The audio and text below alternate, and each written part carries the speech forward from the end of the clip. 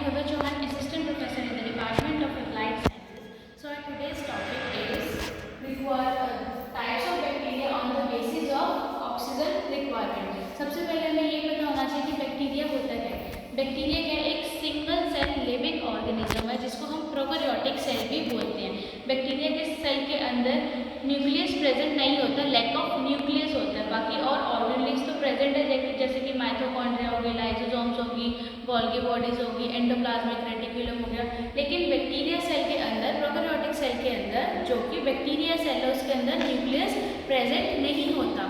अब न्यूक्लियस के अंदर जेनेटिक मटेरियल होता है। अब जो बैक्टीरिया का जो जेनेटिक मटेरियल होता है वो लूज फॉर्म में होता है, न्यूक्लियोइड रीजन के अंदर प्रेजेंट होता है। अब हम आगे फर्स्ट पॉइंट पढ़ते हैं। फर्स्ट हमारे पास है obligate aerobes. Obligate aerobes, these bacteria required oxygen and can not grow in its absence. अब ऑब्लिगेट एनारोब्स ऐसे बैक्टीरिया होते हैं जिनको ग्रो करने के लिए, जिनको सर्वाइव करने के लिए ऑक्सीजन की नीड होती है।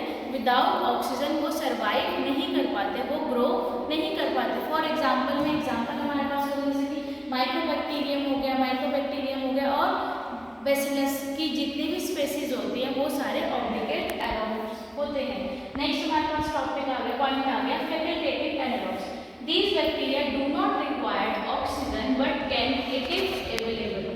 अब भी क्या फैकल्टेटिव एनारोबिक्स वो बैक्टीरिया होते हैं जो कि ऑक्सीजन की एब्सेंस में ग्रो करते हैं, लेकिन समटाइम्स अगर वहाँ पर ऑक्सीजन प्रेजेंट है तो उनकी ग्रोथ के ऊपर कोई भी इफेक्ट नहीं होता, वो ऑक्सीजन में भी सर्वाइव कर लेते हैं। एग्जाम्पल में जैसे कि इकोलाई बैक्टीरिया हो गया, साल्मोनेला बैक्टीरिया हो गया, क्लेप्सिला बैक्टीरिया हो गया।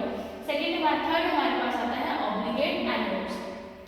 These bacteria can only grow in the absence of oxygen।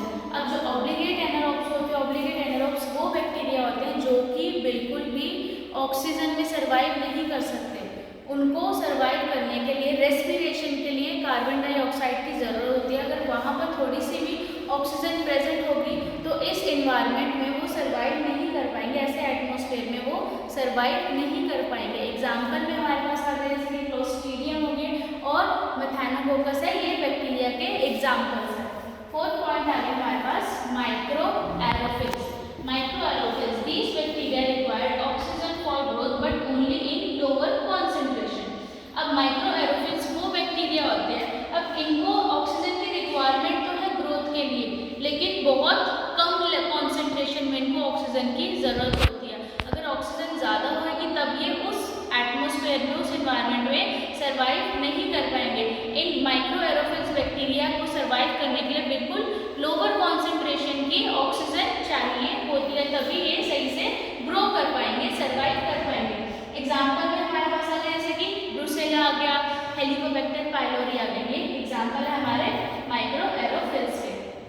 Next हमारे पास जो लास्ट है aerotolerance bacteria. Aerotolerance bacteria, these bacteria do not require oxygen but tolerate its presence.